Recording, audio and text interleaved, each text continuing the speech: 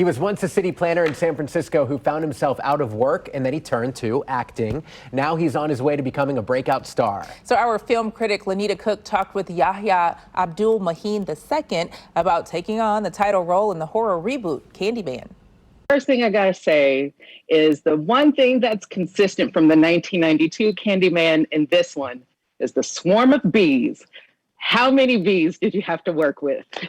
One, two, maybe three. Not as many as Tony Todd. I'll put it like that. Not as many as Tony Todd, And I didn't have to think in my contract about getting stung and, extra pay for every time I got stung. So I wasn't lucky enough to have that.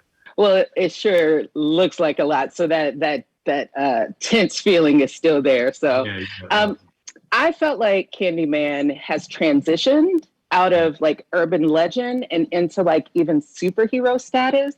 I'm wondering how much fun it was for you to kind of explore the heroism as well as the horror.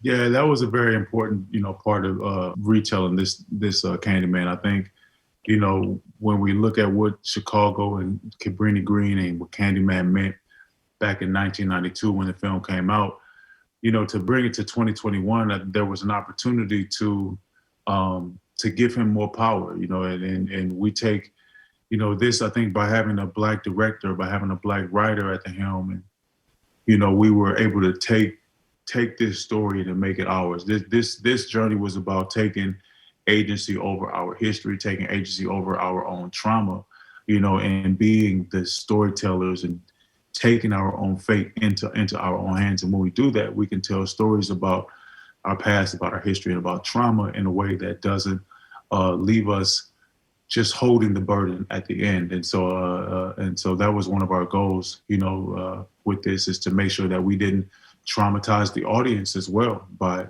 having them relive a certain history. So I was very, very proud to be able to paint Candyman in a more contextual light.